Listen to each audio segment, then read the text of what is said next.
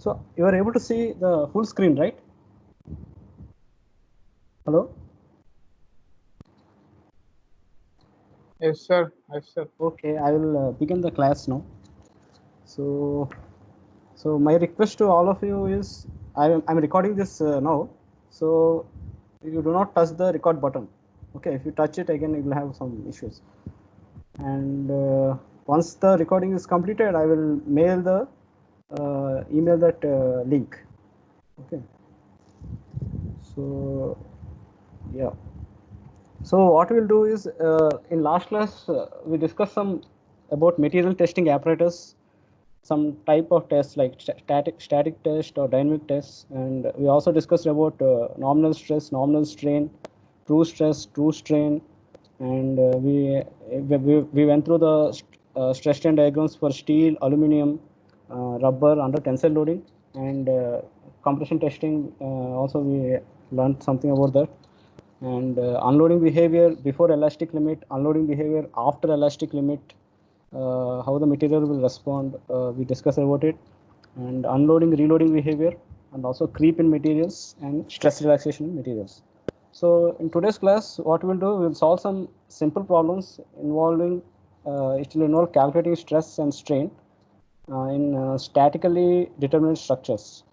So where we don't have to use Hooke's law, so or compatibility equations. So those structures will just find the stress and strain, very simple problems. Then we'll discuss about Hooke's law, and then the concept of shear stress, shear strain, and along with the we'll solve some numerical examples. And finally, if we have time, we will discuss about allowable stress. So in this figure, you see a circular aluminum tube of length 400 millimeters. It is compressed on either ends by force P. So the outside diameter is 60 millimeters, inside diameter is 50 millimeters. What is done is a strain gauge is placed on the outside of the bar. Okay, and you measure the that is used to measure the normal strains in the along the length, that is in the longitudinal direction. So the strain measured in the strain gauge is at this location is 550 into 10 power minus 6. So you are asked to find what is the shortening delta of the bar. And in the next part of the problem, the applied stress in the bar, compressive stress in the bar is given as 40 megapascals, and you are asked to find what is the load P which should be applied. So in this problem, this is a bar where the cross section is uniform. That means it is a prismatic bar, and and also the material properties are same throughout the section of the throughout the length of the bar. So what you can say is this bar will have uniform compressive stress, and also it will have uniform compressive strain. That means strain at any point along the length of the bar, any point along the length of the bar is same, and stress at any point along the length of the bar is also equal, all same. Okay, so if you measure the strain at this point, that means that will be the same as the strain at this point or strain at that point. Okay, so what is strain? Strain is the extension per unit length. Okay, so here the strain value is given as 550 into 10 power minus 6. So we can get the extension delta for a total length L as epsilon L. So 550 into 10 power minus 6 into 400, we will get 0.22 millimeters.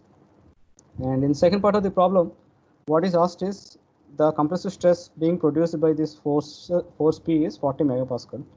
And how to find the compressive stress? We simply we know stress is force per unit area, so we just calculate P is equal to sigma A, and we'll get the force. So sigma is 40, A is 864, which is obtained from this diameters. So pi by 4 into d2 square minus d1 square. So you'll get 864, and we'll get a 34.56 kilonewton. So it's a very simple problem.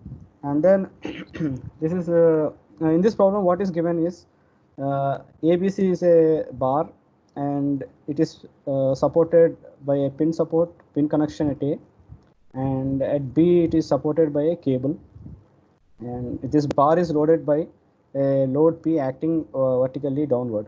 So the length of the length of this bar is given AB L1, ABC L2, and the distance between the A and D is given as 1.6 meters. So what is given also is that K cable in the bar stretches by 1.5 millimeters, and what is asked is we have to find the average tensile stress and the average tensile strain in the cable. So since we are interested in finding the average tensile strain in the cable, we need to calculate the length of the cable. So the length of the cable will be square root of h square plus L1 square. So by using Pythagoras theorem, and we'll get length as 3.4 meters. So we'll express it in millimeters. So multiply by 1000, we'll get 3400 millimeters. And then what else is there? Area of the cable is already given, right? So and then we will calculate this angle alpha. Alpha is tan alpha is h by L1. So alpha is tan inverse h by L1. H is 1.6, L1 is 3 meters. We'll get 28 degrees. So we'll use this in the solution. So first thing we'll do is drawing the free body diagram. So what we'll do, we'll cut this cable. Once you cut the cable, the tensile force will be activated. So the tensile force T will be acting in this direction along. It makes an angle of alpha. And at pin connection, there are two reactions coming, one in the vertical direction and another one in the horizontal direction. Okay, so vertical one will say it is RAY, and horizontal force will say is RAX. The weight of this girder is neglected, so we will have only one downward force P acting.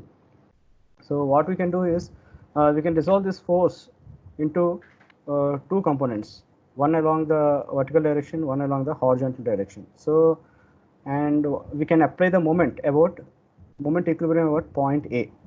Okay, so if you apply moment equilibrium at point A, what we get is this T cos alpha, that is a horizontal portion, will go through point A, so it will produce 0 moments. And T sin alpha, it has a lever arm of L1, so it will be T sin alpha into L1, and that will be acting in the anti-clockwise direction. So it anti-clockwise will take as positive, and this P will produce a moment of P into L1 plus N2, which will act in the clockwise direction. So this is the moment equilibrium equation, and from this we can get the T value. So T value will be L1 sin alpha, that is P into L1 plus L2 by L1 sin alpha. So P is 32 kilonewton, L1 is L1 plus L2 is 4.5, and sin alpha L1 is 3 into this, and we get 1.102 kilonewton. So once you know the tensile stress in the cable, we can calculate the stress in the once we can calculate the stress in the cable using that force per unit area. So sigma is T by A, and area is already known. So sigma is T by A, and area is also. So hello, someone wants to ask a question? Yeah, one thing you can do, you can please mute your microphones, because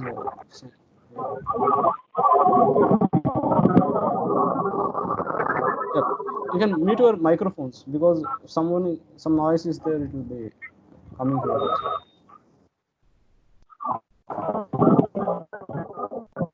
Okay, so we'll get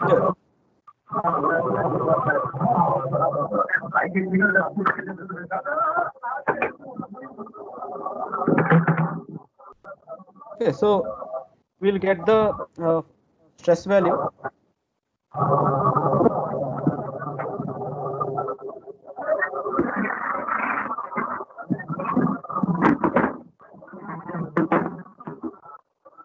Yeah, all microphones are muted, right?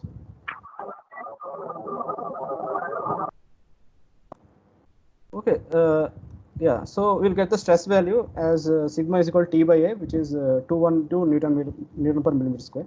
We're also given the stretch in the cable. So stretch in the cable is delta. So the length of the cable we have calculated. So we can get the strain in the cable. So delta by L cable, we get this value as 0.000441. So we can multiply this with it's a very small quantity. We can multiply this with 100 and express it in percentage. So if you multiply with 100, it will be 0.0441%. Okay, so this is the way you calculate the strain. So it's a very simple problem. So you just do some basic engineering mechanics calculations.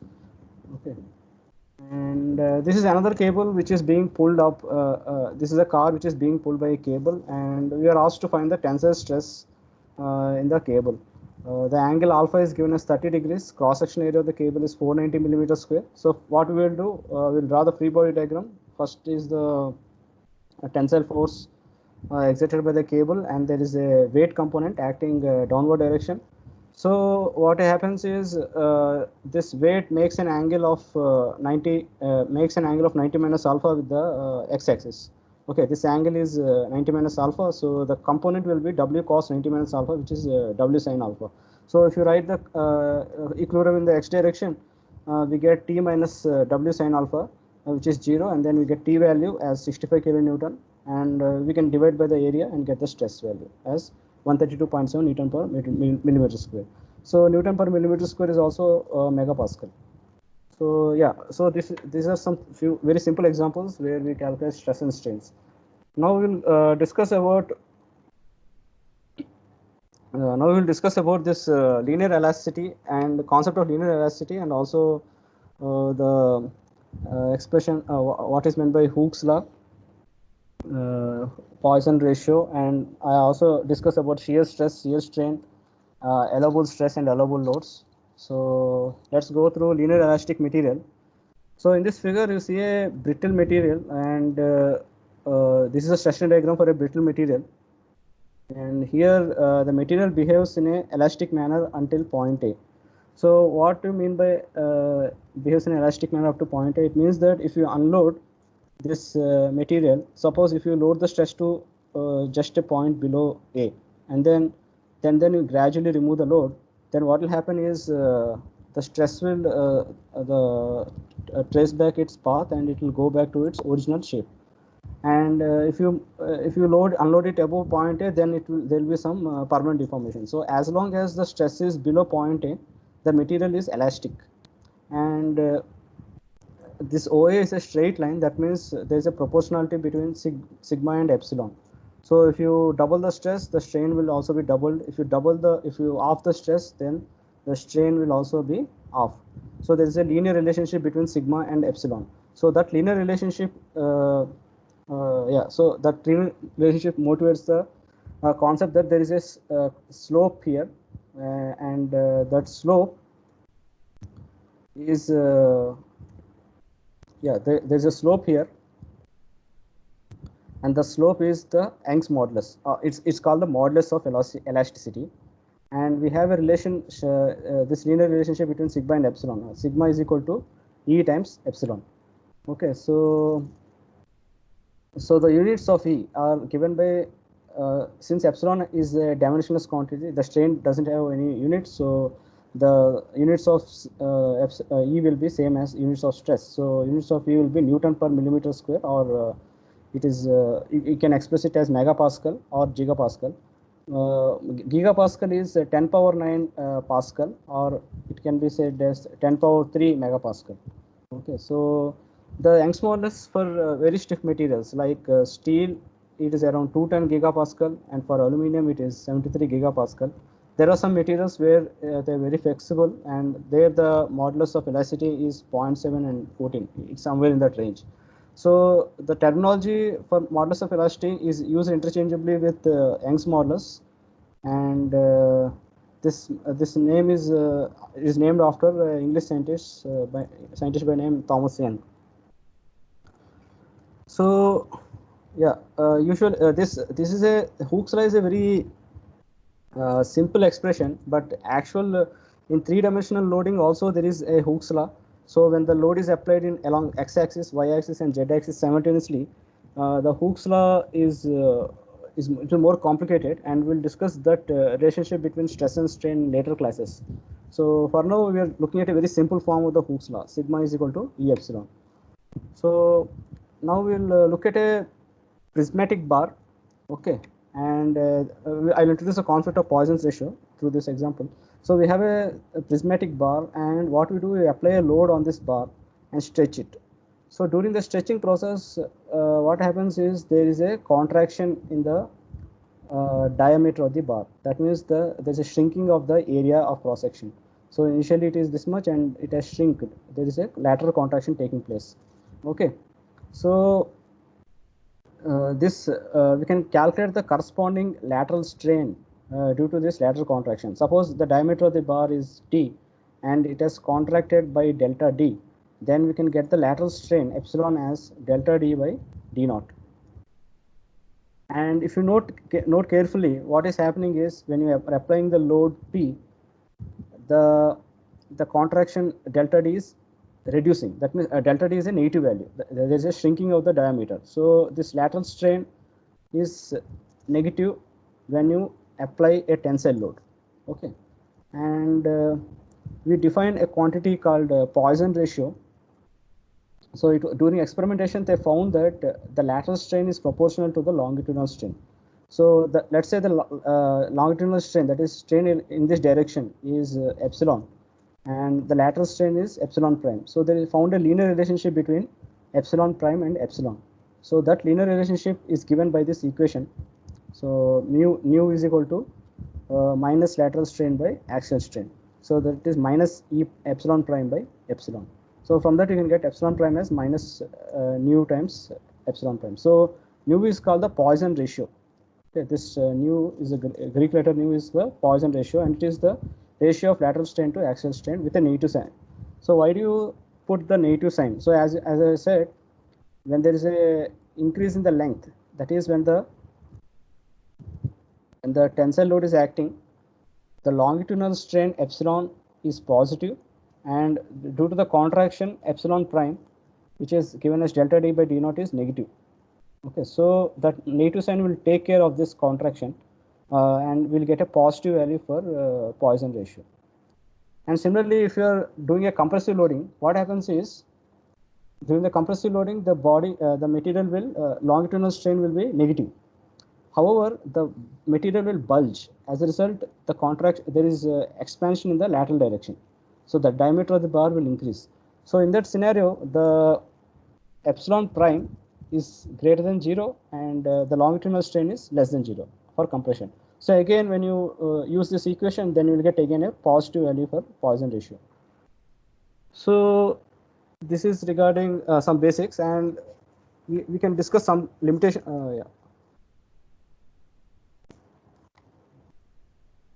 So there are materials which have negative Poisson ratio also, and for that cases, the special materials which have negative Poisson ratio, for those materials, what happens is if you apply a load in the tensile direction, there will be an expansion.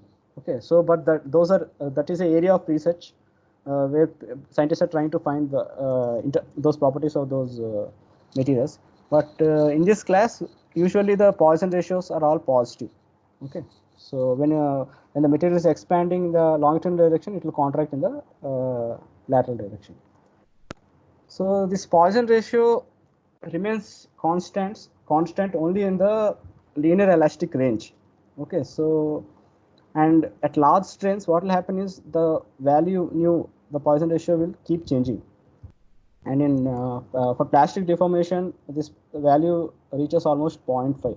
That means the lateral strain will be 0.5 times the longitudinal strain. That means suppose if that is what it means, that nu becomes 0.5 when plastic yielding occurs.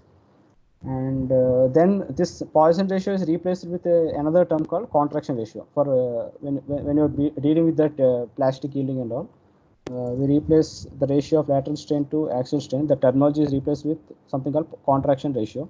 So as long as for linear elastic materials, the contraction ratio will be same as the Poisson ratio. Okay, so we'll be using only this Poisson ratio in our course. Okay, so yeah, there are some limitations to this. This equation is valid only under certain conditions, and the first condition for which it has to be valid is that the material should be homogeneous throughout the length of the bar. And second condition is that if you look at the properties of the materials in perpendicular to the direction of the longitudinal axis, so if you take the longitudinal axis and you look into the direction perpendicular to it, the material should have same elastic properties. So what this statement means is, if you take this circular cross section and this is a circular cross section of the bar, and what you do is you cut a small material here, okay, and then you test the material and you find the stress strain diagram, and from the stress strain diagram you calculate the Young's modulus, and and you denote the Young's modulus as Ex. Then you cut another material, a small chunk of material here. Okay, and then what you do, you again test the material in the, you find the stress strain diagram by loading it in the y direction, and you get some value Ey, that is Young's modulus or modulus of elasticity. Then you cut another part, small chunk of material, and in the theta direction. So this theta, this line makes an angle of theta with the horizontal. So again, you do a stress strain, you do the test and find the E theta. So what this statement means is material has same properties in all directions perpendicular to the longitudinal axis. So the longitudinal axis is coming towards you, and all the directions perpendicular to it are the sigma x, sigma y, and sigma theta, and corresponding Young's modulus are Ex, Ey, and E theta. So all these values are equal. Ex is equal to Ey is equal to E theta. So there is no change in the material property depending on the, it is independent of the direction in which it is being loaded. Okay. So there is a term called it is called isotropic material. So isotropic material has same properties in all directions. So it is independent of the direction of the applied load. So here we are doing a two-dimensional change in the two-dimensional treating it as a two-dimensional problem. But actual isotropic material, it doesn't depend on loading, whether it is in x direction, y direction, or z direction, or any direction any intermediate directions also. The material properties are always same. So those materials are called isotropic materials. And one of the limitation, we should understand that when you apply this epsilon prime is called nu epsilon, you should know that we are looking for this property, that the material is elastic in all directions perpendicular to the longitudinal axis. And there are materials which don't have this property, that they have same properties in all directions. They're called anisotropic. An means not isotropic material, and these materials have different properties in different directions. So for instance, in this course we'll be dealing with only linear elastic homogeneous isotropic materials, and there are some examples where of anisotropic materials. So usually the glass fiber epoxy composites. So these are composites which are used in building aircraft parts. So the basic component is a woven glass fiber. So here the fibers are oriented along 0 degrees and along 90 degrees. Okay, so the preparation is done by a technique called hand layup method. So in hand layup method, what we do is we place a plastic sheet on the work table, and then we spray some silicone, which is a non-stickner, and then we put the plastic GFRP sheet on it, and then we add some epoxy resin to it, and after adding epoxy resin, we spread it uniformly on that sheet, and then we repeat the process. We add another glass sheet, and then we again spread that epoxy resin. The function of epoxy resin is to bind those glass fiber sheets. So this process is repeated until we reach certain thickness, and after we reach the thickness, what we do is we place a load on the material, and it is allowed to cure. That is, the bond, the matrix will dry out, and it will bond the fiber sheets together. So what we will get is finally, after curing, you will get a plate. And the properties of the plate is that if you look at the properties, the fibers are oriented along the x direction and along the y direction. So if you test the material, say if you cut a small piece and test the material along x direction, you'll get some stress strain curve. And if you if you cut a material along y direction, you will get some stress strain curve. So usually, as the fibers are oriented on 0 degrees and along 90 degrees, so the properties of the material along x and y axis are usually same, and we get Exx, that is modulus of elasticity in x direction, is almost same as modulus of elasticity in y direction. However, if you cut a material, say in this direction at an angle of 45 degrees, and then you test the material, Young's modulus you get here will be very different from the Young's modulus in the x and in the y direction. So this is a example of a anisotropic material, but this usually composites are anisotropic, and you can learn about this in advanced courses. In this course, we will only study linear elastic isotropic materials. Okay, so we'll solve a very simple problem where we'll apply this concept of lateral strain, which is and also the concept of Poisson ratio. So here what is happening is we have a steel pipe of length 4 feet, and inner diameter is 6 inches and outer diameter is 4.5 inch, and it is subjected to a compressive force P, which is 140 kips or 140 into 10 power 3 pounds. So the modulus of elasticity is given 30,000 KSI, that is kilopounds per square inch, kilopound force per square inch, and Poisson ratio is 0.30. So here again, you see Poisson ratio is a positive value, and so under the compression, what will happen? We'll have a shortening of the column, and shortening means that longitudinal strain is negative, and because of this compression, there will be a expansion in the along the diameter. So this area will increase, and that lateral strain will be positive. Okay, so you are asked to find the shortening, you are asked to find the lateral strain, and we are asked to find what is the increase in the diameter, outer diameter, and what is the increase in the inner diameter, and what is the increase in the net thickness of the wall. So let's solve this problem, and we'll just go through the solution. So applied force is 140 kips. So I'm giving a negative value just to indicate that it is a compressive force. And we can calculate the area of the cross section, which is pi d2 square minus d1 square by 4, which is 12.37 inch square. And we can get the stress value sigma as P by A. So 140 into 10 power 3 pounds by 12.3 inch square, which is we will get around 11.3 kilo pound force per inch square inch. So again, the stress value is shown by a minus sign. That means it's a compressive stress. And what we can do, we have the Young's modulus, so we can use our Hooke's law and find the compressive strain. Okay, so using the Hooke's law, we'll get epsilon as sigma by E. So we are getting minus 7.32 into 10 power 3 by 30 into 10 power 3. We are getting around minus 377 by 10 power 6 as the strain value. So the corresponding decrease or shortening of the bar is given as delta is equal to epsilon L, and we are multiplying this epsilon with the length.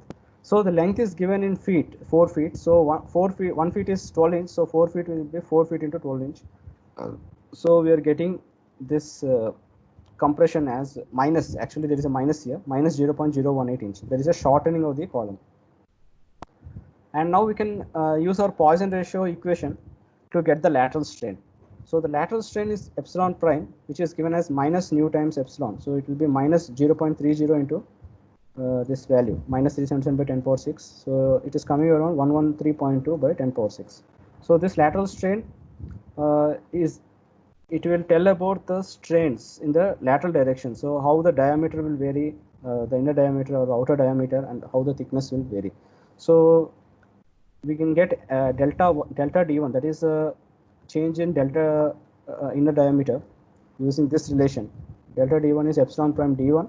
So we are multiplying this with 4.5 inch, that is an inner diameter. We are getting this increment in the inner diameter. That means the inner diameter is expanding.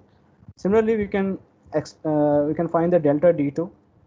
So delta d2 is epsilon prime. Sorry, this is d2. This is not d1. This is d2.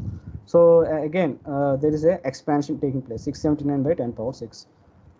And for thickness, what we do? Thickness will be what is the initial thickness? Initial thickness will be d2 minus d1. So we'll get this value plus this value. Phi 2 will be the thickness. Okay, so d2 minus d1 by 2. So delta increase in thickness will be delta d2 minus delta d1 by 2. So it is coming around 85 by 10 power 6. As a check, what you can do is you can calculate the thickness value. T is equal to d2 minus d1 by 2. That is initial diameter, outer diameter minus inner diameter by 2. That is the initial thickness. And if we apply that Poisson ratio equation to this T value, and we get delta T is epsilon prime T. So epsilon prime is given as 377, 113.2 by 10 power 6, and thickness is 0.75. We'll get back the same answer. So both these, this is a check. And if you look carefully, if you differentiate delta T, you will get delta D2 minus delta D1 by 2. So it should be this. It should be same. Okay. So this is the application of concept of Hooke's law and Poisson ratio. Yeah. Here we have applied those two concepts here. So what we will do is we'll now move to the next part of the of this class, which is the concept of shearing stress. So what I'll do, I'll take a short break of 30 seconds or so and we'll come back.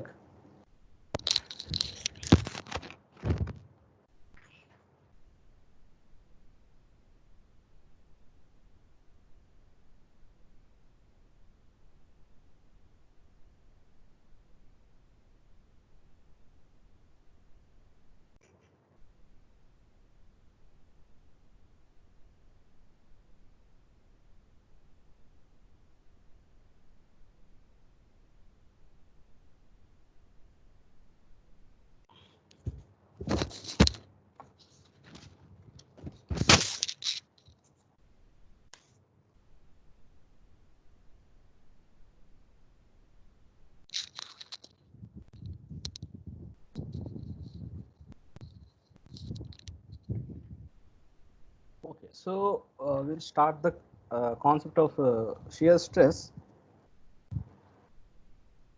So what you are seeing here is a flat bar A, and this thing is called this blue color. Yeah, there is a bolt and there is a clevis. This blue color thing is called the clevis. Okay, so what is happening is this clevis is subjected to a force P, and this force P is balanced by this force which is acting in the flat bar P, and this force transfer is taking place through the bolt. So how to imagine this situation? So what you can think is this bolt is like a straight pole, okay, or a straight stick, round stick, and these two blue color thing is like two hands pulling the stick in one direction, and this flat bar is another hand which is in between those two hands and pulling in the opposite direction. Okay, so the stick is subjected to two forces. One is forces in the upward direction and here in the downward direction in the towards the right, and a single force which is acting to the left in the left direction. Okay, so that is the way you can imagine, and the same thing we can show it by a free body diagram. So the forces acting on the bolt are can be shown by a free body diagram. So where I will introduce the concept of bearing stress and shear stress. So this is the elevation view, and what you are having is this clevis, and this is the flat bar. So this clevis is applying a load to the right, okay, and this metal bar is applying load to the left. So if you isolate the bolt, okay, and if you look at that bolt as independent, so this clevis is pulling the bolt to the right.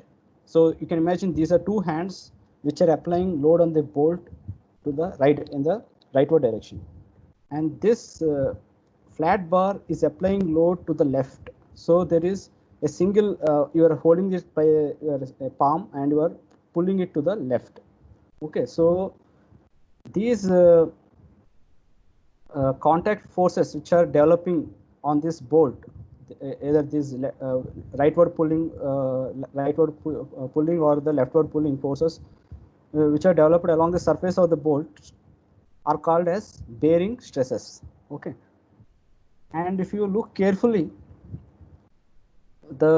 these forces will also try to cut the bolt. Say if you look at this cross section, okay, this cross section, this force is trying to cut, that is it is trying to cut the material of the bolt tangentially, and if you look at this force, this set of bearing stresses, it is also trying to cut this cross section to the left. Okay, it is trying to shear, so that is there is some shearing action which is happening at this cross section. Okay, we can calculate these bearing stresses. It is very easy. So this force P can be transmitted it is a force in the rightward direction. So we can calculate this FB1 and FB3, that is force acting in the rightward direction. So what will be FB1? It will be FB1 and FB3 both are equal. Okay, FB1 and FB3 both are equal, and since they have to they're equal, they will be equal to, each will be equal to P by 2 and P by 2. And on the and this force is Fb2, the bearing force, and that value will be equal to simply P. Okay. So Fb2 will be P. Now we can calculate the bearing stresses which are coming on this surface. So to calculate the bearing stresses, we use this relation. Sigma B1 is Fb1 by AB. So Fb1 is already known, which is P by 2. And AB, what is AB? AB is the projection of the curved surface. Okay, so the surface is actually a round surface, and what we do is we project it onto a flat surface. So we'll get a rectangle, and the height of the rectangle will be equal to this thickness, and the width will be equal to the diameter of the bolt. Okay, so AB1 will be, you can say it as H1 times D. So that is the bearing stress. And similarly, AB3, that is for bearing stress here, will be H3, that is thickness of this clavicle, or the height of this portion, times the diameter of the bolt. Okay, so that is the bearing stress. And on the right hand side, sigma B2, that bearing stress will be Fb2 by AB2, and AB2 will be the thickness of the bar times the diameter. So you are taking this curved surface. Okay, this portion of the bolt, it is a curved surface, and you are projecting it into a vertical plane. So you will get a rectangle. Yeah, you will get a rectangle with height which is equal to thickness of the bar, and the projected surface equal to the diameter. The width will be equal to the diameter. So this is regarding bearing stress. And as I was telling, hello. Okay. So as I was telling, the bolt and the clavis will tend to shear the bolt. Bolt and the bar and the clavis will tend to shear the bolt here and here. Okay. So what we can do is we can consider the free body diagram of this MNPQ. Okay. And what we have here is we have Mn, and Mn is a circular area, circular plane area, and PQ is also a circular plane area, and both these areas will transmit some horizontal force, which is called the shear force. Okay, and these two are the shear forces, and these two shear force will balance this bearing stress. And for equilibrium, we have 2V is equal to this bearing force Fp2, which is P. So shear force V will be P by 2. Okay, so it is distributed equally between this section and this section. And if you look at that circular planes, so on the circular planes, that shear force is actually not a constant. The distribution of shear force is not constant, but you can take an average value, and that average value, we'll call it as average shear stress. Okay, so this shear force is acting tangential to the area. Okay, and that average shear force is given as represented, that shear stress is represented by the letter tau, and tau is equal to V by area of the cross section. So this is the shear stress which is acting tangential to the surface of the material. So we have introduced the concept of bearing stress, and we have also introduced the concept of shear stress. So here shear stress is acting on two planes, so it's also called double shear. This bolt is subjected to double shear. That means there are two shear planes, okay, where the shear force is acting. Sometimes the bolts can be subjected to single shear, and that example we are looking here. Okay, so here what we have is a I cross section, and this portion is called the web, and this portion and this portion are called the flanges. So you can say the left flange or the right flange. If you're looking in the vertical direction, then it's a top flange, bottom flange. So what is happening is this is a bar, you can say truss element, or it's a bar, and it is connected to the flange of the section by this bolt. So if you look from the top, this is a top view, and what we are having this bar P, which is being pulled, and this bolt will transfer this force P to this flange. So again we have one hand pulling this bolt in the upward direction.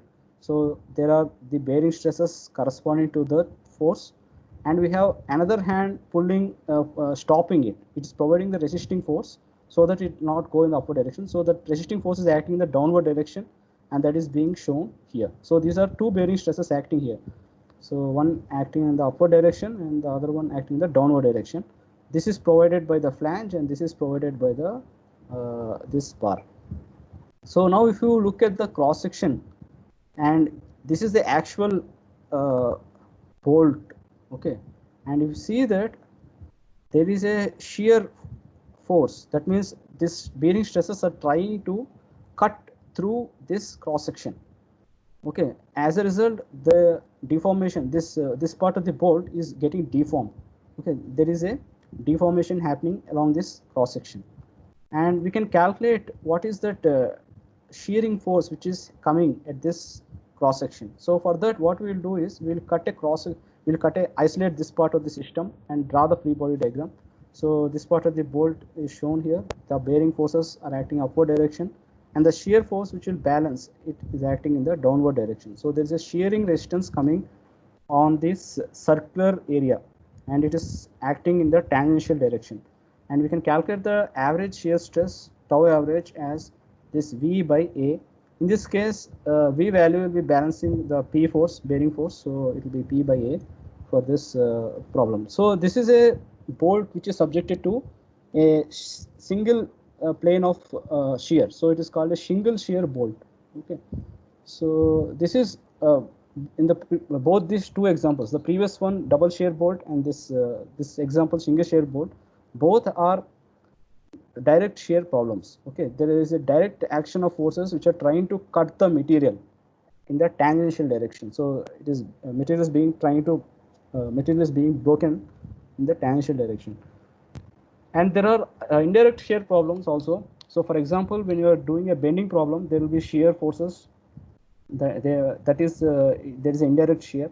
And if you are doing a torsion, so when you are take a bar and you apply a torsion moment, that is you are twisting the bar, then also you will get a indirect shear.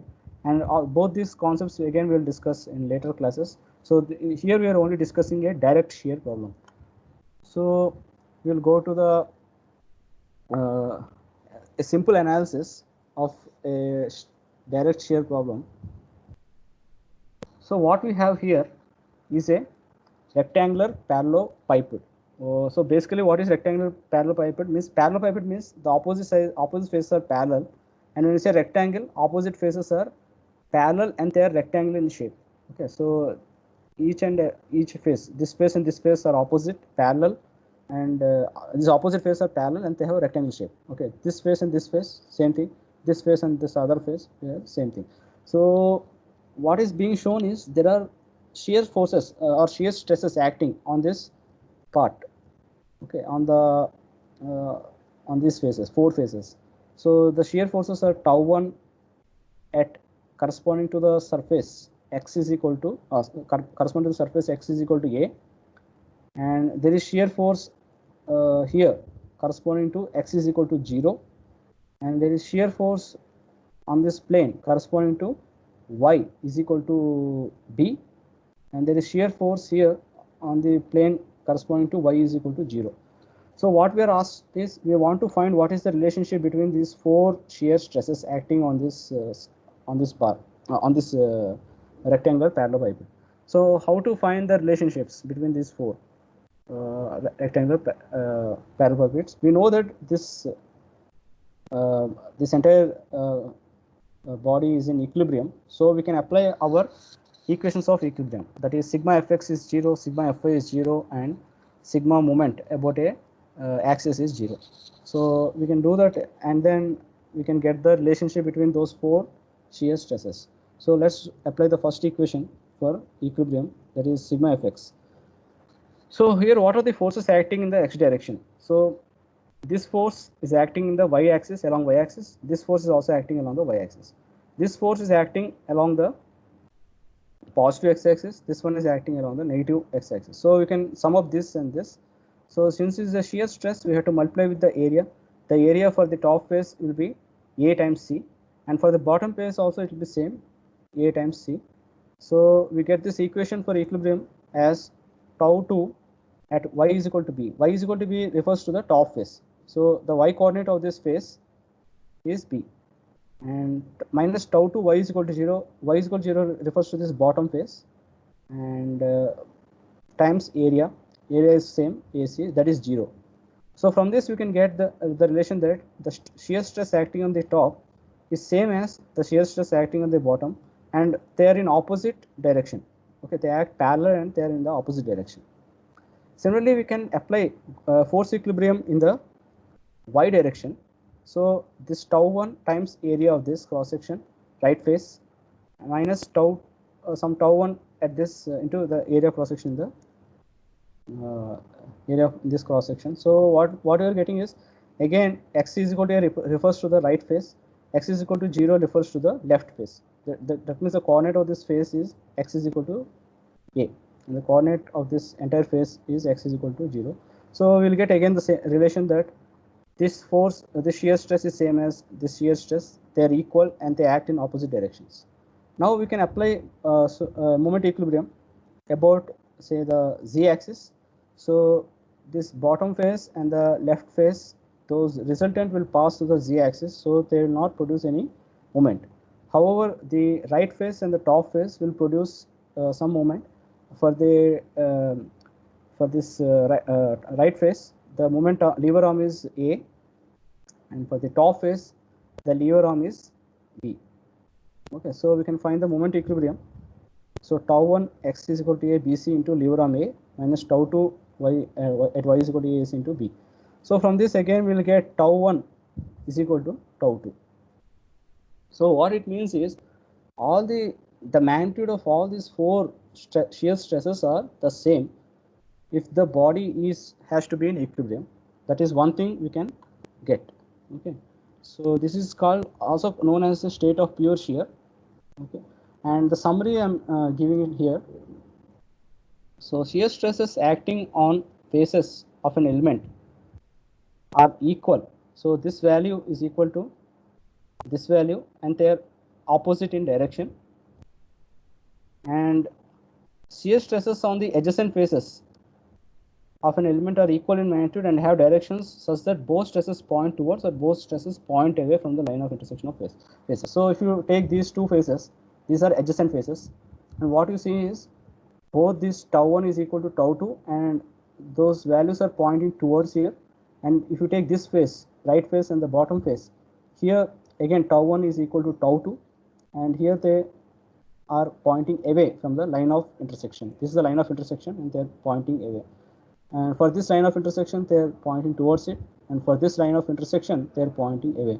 And the net shear stress is same. That is tau 1 is equal to tau 2 is equal to tau. This is a state of pure shear. So again, we'll discuss this in detail in later classes. Now, I will introduce the concept called shear strain. Okay, so what is shear strain? So when this body is subjected to the shear stresses, what will happen is the shape of the body will change. There will be no extension or contraction because of the shear stress. Only the shape will change. Okay, so shear stress produces change in shape of the element. So if this angle PSR, initially it is 90 degrees, that is pi by 2 radians, and under the action of shear, this angle is getting reduced to pi by 2 minus gamma. So what we say here, that the change in angle of this, that is a shear strain produced, is gamma. Okay, so gamma is a measure of distortion, and it is also called as shear strain. And the units, you can express it in degrees or radians, and that's it.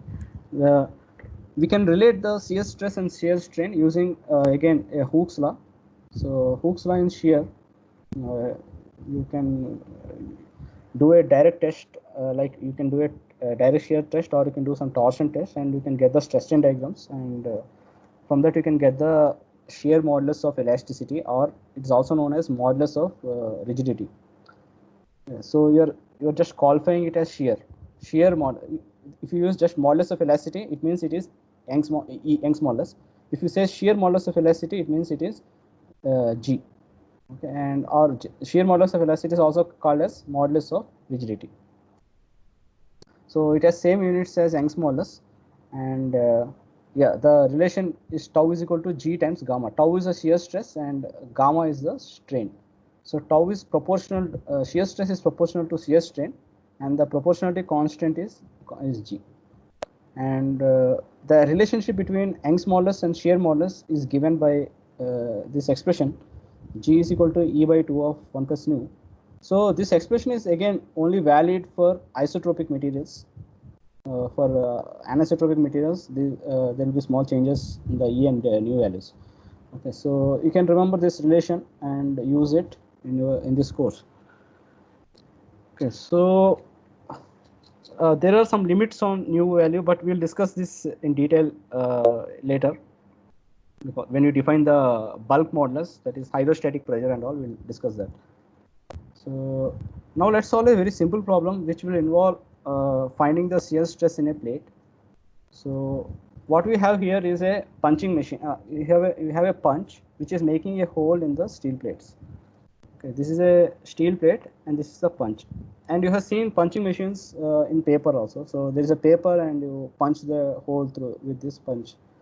So practically in civil engineering also this punching is important, because you can imagine this to be a column and this surface to be a slab. So what can happen is the columns which are which are on the slab can punch through the slab and fail. So we want to make sure that the punching resistance of the slab is sufficient to withstand this punching shear which is coming from the column. So in this problem, what is being asked is we are given the diameter of the punch and we are given the thickness of the plate, and this is the idealization of the actual of this reality. So diameter and thickness is given, and this load is 110 kilonewton. So here we are asked to find what is the average shear stress in the plate due to this punching, and what is the average compressive stress in the punch. So there are two things which can happen. This punch can penetrate into this plate. So what will happen is it will shear. That means it will break this material here and it will break the material here along the circumference. Okay. So along the circumference of the punch, there will be some shearing action taking place. So the shear area will be given as circumference times the thickness of the plate. That is the area over which the shear stress is acting. And there is another stress which is the normal compressive stress. Okay, there is this force here acting. So this entire punch is subjected to a compressive force. So there is two types of forces. So he is asking what is the average shear stress in the plate, that is shear stress which is activated if the plate this punch passes through that plate, or there is an average compressive stress in the punch. So let's calculate that. So what will be the shear area? As I said, it will be the circumference times the thickness. So it will be circumference of this punch will be pi times d, and thickness is t.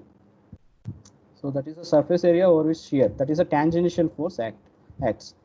So we can get the average shear stress as simply P by shear area. So we are getting around 219 megapascal. So for steel, the yield stress value is 250 megapascal. So mild steel, it is 250 megapascal. So it is okay. I think this plate will not punch through this punch will not penetrate the plate. And we can now calculate the normal stress, which is we just calculate the area times area of this circular cross section, that is pi d square by 4, and then we can calculate the average compressive stress as P by area of the punch. So we are getting here 350 megapascal. So yeah, so that is the average compressive stress. And usually if you look at this, you can think of this punch as like a missile also. So if it is a missile and if it's trying to punch through the bunker, So what might happen? So it is a very complicated process where there is fracture and fragmentation happening, and we need to learn about damage mechanics concepts to solve those kind of those kind of problems. So we'll not be discussing those in this class. In advanced course, maybe you can learn those things. So this is an example for shear stress in plate. And there is another example which is about shear stress on elastomeric bearing pad. So what is elastomeric bearing pad? They are used to support beam machines and bridge girders, consisting mainly of elastic materials. So this is a bearing pad, and this bearing pad supports those machines and bridge girders. So what is given is the thickness of the bearing pad is given, and the width, two-dimensional widths A and B are given, and a shear force is applied on the bearing pad in the horizontal direction. So there is a shearing force which is acting in this direction. So what is asked is, you are asked to find the average shear stress and the horizontal displacement D of the plate. So how to find that? So since it's a steel plate, we can get the shear modulus G value for that from the Young's modulus E by 2 of 1 plus nu. And what we do here, first thing is we'll find the shear area. So the shear is acting over this cross-sectional area. So the shear stress acting over this cross-sectional area. So it is AB. So the shear area is simply AB, and average shear stress will be V by AB. And once we get this, yeah, that's average shear stress. And what is shear strain? We can use that Hooke's law for the shear stress. So we'll get the shear strain as tau by G. So V by AB G. And this is the shear strain value, and should have that figure here, but I didn't. So we'll get tan gamma is D by H. So if you look at this, tan gamma is D by H. Okay, so that is what we have here. Tan gamma is D by H, and gamma is a very small value because G values are far higher than the shear stress. So we can approximate gamma as they are very small values to D by H. So tan gamma will be gamma, and gamma is equal to D by H. And then from that we can get the displacement D, which is H times gamma, which is HV by ABG. I should have, yeah, the figures I should have come earlier. I'm sorry. So yeah, so this is regarding the shear stress calculation for the elastomeric bearing pad and the shear strain calculation for this pad. Okay, so I think what is the time now? 10:58, sir. 10:58. So what I will do, I'll stop the recording. Okay.